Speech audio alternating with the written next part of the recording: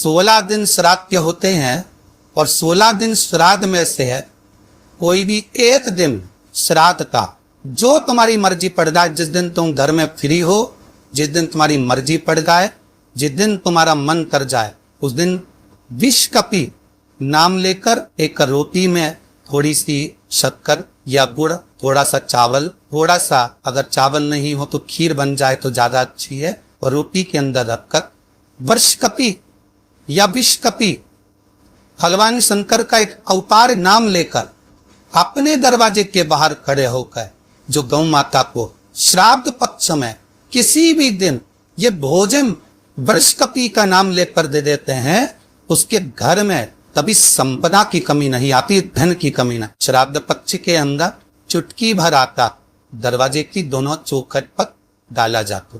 किसी किसी की अब दरवाजे पर आटे से दाम्बोली बनाई जाती है, कहीं देखिए आप लोगों ने कि नहीं देखा, स्मरण में होगा किसी के दरवाजे पर आटा डाला जाता, वो देव पितर के भाव से डाला।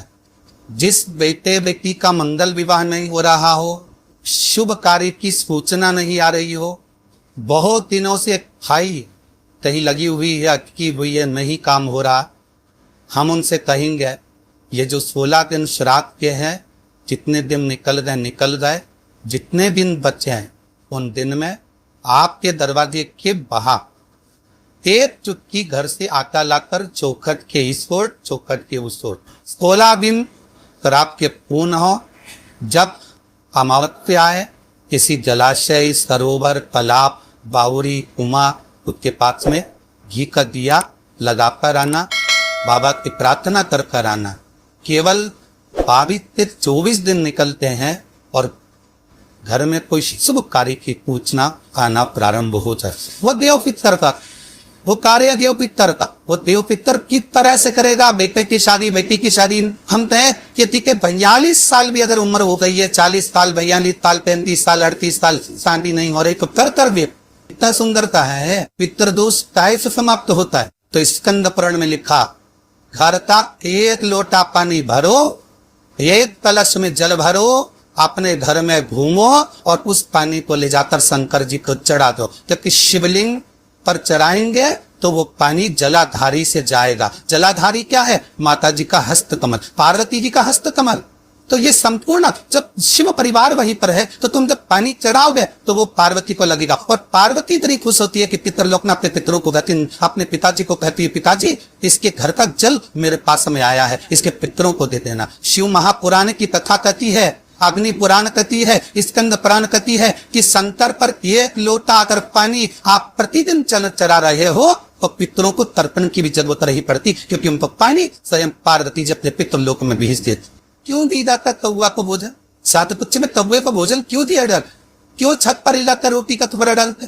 कांची, अवंतिका, अयोध्या आदि आदि के जितने पावन क्षेत्र है, जगन्नाथ, द्वारका, रामेश्वरम, बद्री नारायण, जितने जितने पुण्यशाली क्षेत्र है, मथुरा आदि के जितने वृंदावन आदि के जितने पुण्य क्षेत्र है, शिव महापुराण की कथा में, स्कंद पुराण में लिखा है कि जितने पुण्यशाली क्षेत्र है, सारे पुण्यशाली क्षेत्र, चाहे चित्रकूट हो, अयोध्या हो, काशी हो, उज्जैनी हो, त्र्यंबकेश्वर हो, जितने पुण्यशाली क्षेत्र है, सारे पुण्यशाली क्षेत्र में पिंडदान होता है। बोल मालूम है क्या अपमान? सब दो तर्पण होता है, सभी जगह पिंड होता है, सभी जगह तर्पण होगा, पिंड होगा। तो श्राद्ध पक्ष में तुम इतनी सारी जगह जाकर तर्पण कर सकते हो क्या? जम के बोलिए, नहीं कर सकते। इतनी सारी जगह जाकर पुण्य कर सकते हो क्या? नहीं कर सकते। इतनी सारी जगह जाकर तुम ब्राह्मण को भोजन करा सकते हो क्या? नहीं। इतनी सारी जगह जाकर ना पिंड दे सकते, ना तर्पण कर सकते, या पुण्य कर सकते। अब ये 16 दिन में इतने तीरथ कितने, हजारों में तीरथ, इतने तीरथ में जाकर कहाँ पुण्य करोगे, कहाँ पिंड दोगे? तो उसका एक निर्णय निकाल दिया कि पितरों के देवता आर्यमा कौए पर भी कायदे बैठता है, कौए पर। तो एक काम करो, जब हम पितरों के देवता आर्यमा कौए पर बैठ कर पितृलोक से 16 दिन जब भ्रमण के लिए निकलते हैं तो घूमते हैं, तो क्यों ना एक काम करे कि कौए के लिए भोजन छत पर डाल दे।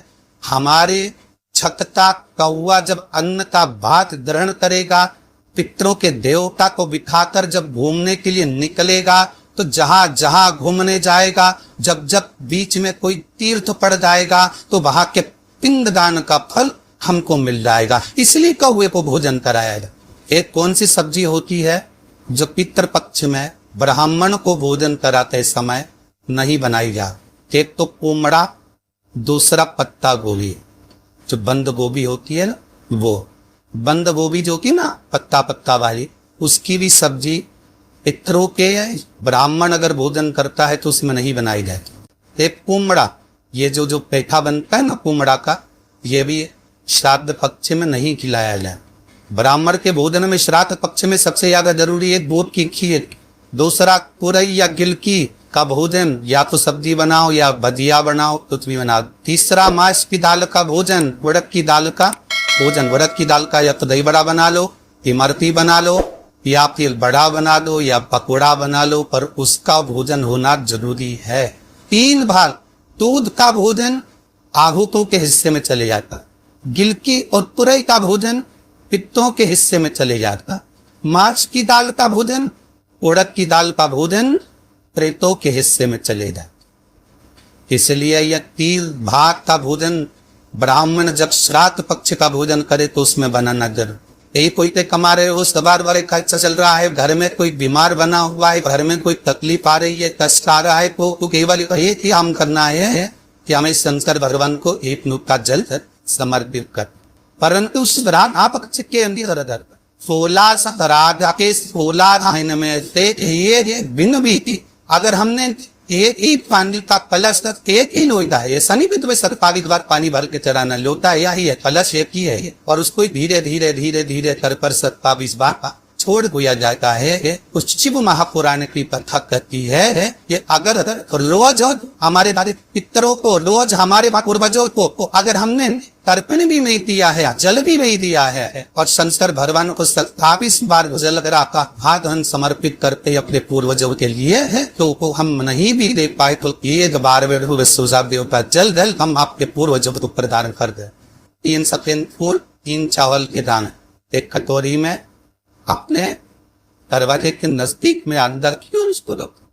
किसी भी दिन जब तुम्हारा मन पड़ जाए, श्राद्ध पक्ष में करने के लायक ही बस तुम्हारा बेटा कंपटीशन एग्जाम में बैठा हो, परीक्षा दे रहा हो, नौकरी के लिए अप्लाई कर रहा हो, या उसको कोई कुछ पाने की ललकता है वो नहीं कर पा रहा, या दुकान व्यापार व्यवसाय के लिए कार्य कर रहा है पर उसका नहीं जम पा रहा, कोई लोन लेने के लिए अप्लाई कर रहा है नहीं जम पा रहा, तो 3 सफेद पुष्प और 3 चावल के पितरों की 3 बेटियां मेना, कन्या और कला। नाम बोलिए फिर से, मेना, कन्या और कला। पितरों की 3 बेटियां, इन 3 बेटियों का नाम लेकर दरवाजे में पास में कटोरी को रखकर जो बेटा, जो बेटी जो कंपटीशन एग्जाम में बैठ रहा है या कुछ ना कुछ करने की उनकी ललकता है, उस बेटा बेटी का नाम स्मरण गोत्र बोलता, उसी चावल और पुष्प को बाबा देवादिदेव महादेव के मंदिर में भगवान श्री नंदीश्वर को स्पर्श कराकर शिव जी की अशोक सुंदरी वाली जगह, अशोक सुंदरी जरा मालूम है ना सबको, अशोक सुंदरी का स्थान अशोक सुंदरी वाली जगह पर उसको समर्पित कर 3 महीने के अंदर बाबा देवादिदेव महादेव उसकी नैया पार जन्म करेगा निश्चित।